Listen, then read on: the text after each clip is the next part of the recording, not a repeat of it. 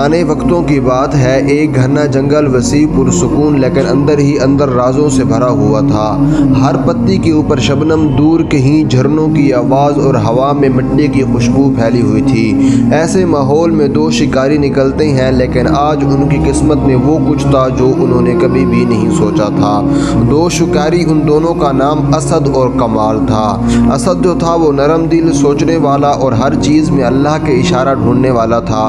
جو کمال تھا وہ تیز تھا، جلد باز تھا اور ہر شکار کو اپنے ہنر کا نتیجہ سمجھنے والا انسان تھا۔ دونوں بھائیوں کی طرح رہتے تھے مگر ان دونوں کی سوچ میں فرق تھا۔ اسد کہے کمال، ہر شکاری کا رزق ہوتا ہے لیکن ظلم وہ کبھی بھی نہیں کرنا چاہیے شکاری کو۔ کمال جو تھا وہ اسد کی باتیں سن کر ہنس پڑتا تھا۔ شکار پر نکلا ہوں، واعظی نہیں سننا آیا ہوں، تمہاری تقریریں سننے نہیں آیا ہوں، مجھے اپنا شکار کرنے دیجیے گا۔ دونوں چلتے رہے، ہوا تیز، درختوں کے سائے لمبے ہونے لگے۔ جنگل میں آج کچھ الگ منظر نظر آ رہا تھا۔ ہر طرف سے آوازیں، کبھی ہنسی، کبھی چیخ، کبھی کسی کے قدموں کی چاپ۔ کمال کہتا، یہ آوازیں بتاتی ہیں کہ آس پاس بہت سے جانور ہیں، آج تو بڑا شکار ملے گا۔ اسد کے دل میں بے چینی۔ کمال، کبھی کبھی آوازیں تنبیہ بھی ہوتی ہیں۔ جنگل کے گہرے حصے میں انہیں اچانک ایک بڑی پرانی درخت کی جڑوں کے پاس ہلکی سی روشن چیز دکھائی دی۔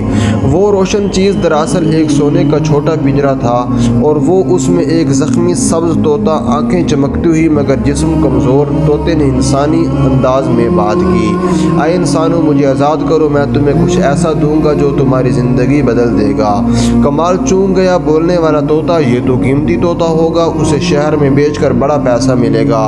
اسد حیران لیکن نرم پڑا، کمال، یہ اللہ کی مخلوق ہے، زخمی ہے، آزاد کر دو۔ طوطے نے پھر کہا، میری 3 نصیحتیں سن لو، میری آزادی تمہیں نقصان نہیں دے گی لیکن فائدہ دے گی۔ کمال کو پہلی بار طمع کے ساتھ خوف بھی محسوس ہوا۔ اسد نے پنجرا کھولا، طوطا آزاد ہو کر سب سے اوپر والی شاخ پر جا بیٹھا۔ پھر کہنے لگا، انسان ہمیشہ اپنے فائدے کے لیے جلدی کرتا ہے اور پھر پچھتاتا ہے، لیکن اگر تم میری بات سمجھ لو تمہاری زندگی بدل جائے گی۔ کمال نے بے صبری سے کہا، ہاں ہاں جلدی بتا، سن رہے ہیں ہم۔ اس نے کہا کہ جو بات سنو اس کی فوراً تصدیق کیے بغیر کبھی یقین نہ کرو، سن کر بھڑک نہ جاؤ، یہی غلطی انسان کو برباد کرتی ہے۔ اسد نے سر ہلایا، حکمت کی بات ہے۔ کمال نے کہا، ایسی نصیحتیں تو میں روز سنتا ہوں، اس میں کون سی نئی بات ہے؟ طوطا خاموشی سے مسکرانے لگا۔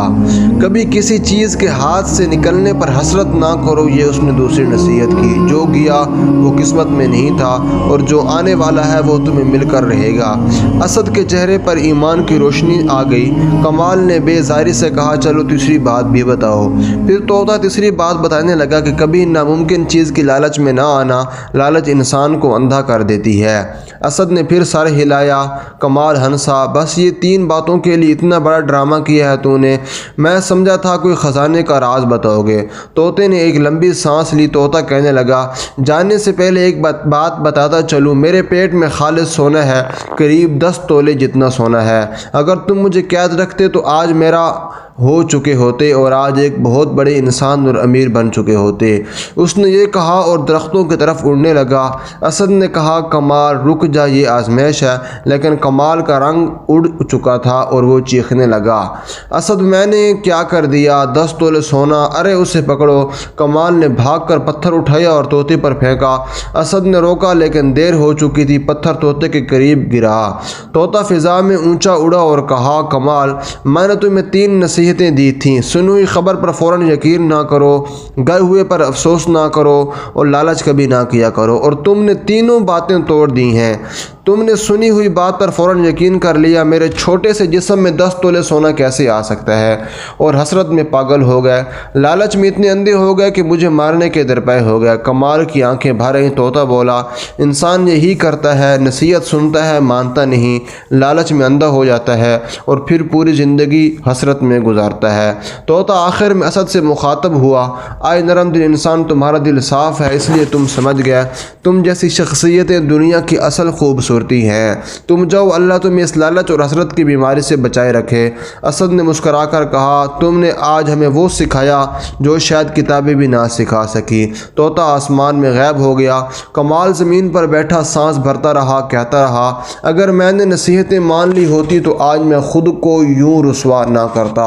असद ने उसके कंधे पर हाथ रखा। कमाल, सोने का नुकसान नहीं हुआ बल्कि सबक मिल गया है, और बाज़ औक़ात सबसे कीमती चीज़ सबक होता है, सोना नहीं होता। दोस्तों, वीडियो देखने का शुक्रिया। अगर आपको वीडियो पसंद आई है तो चैनल में अपनी राय का इजहार कीजिएगा। जज़ाकल्लाह।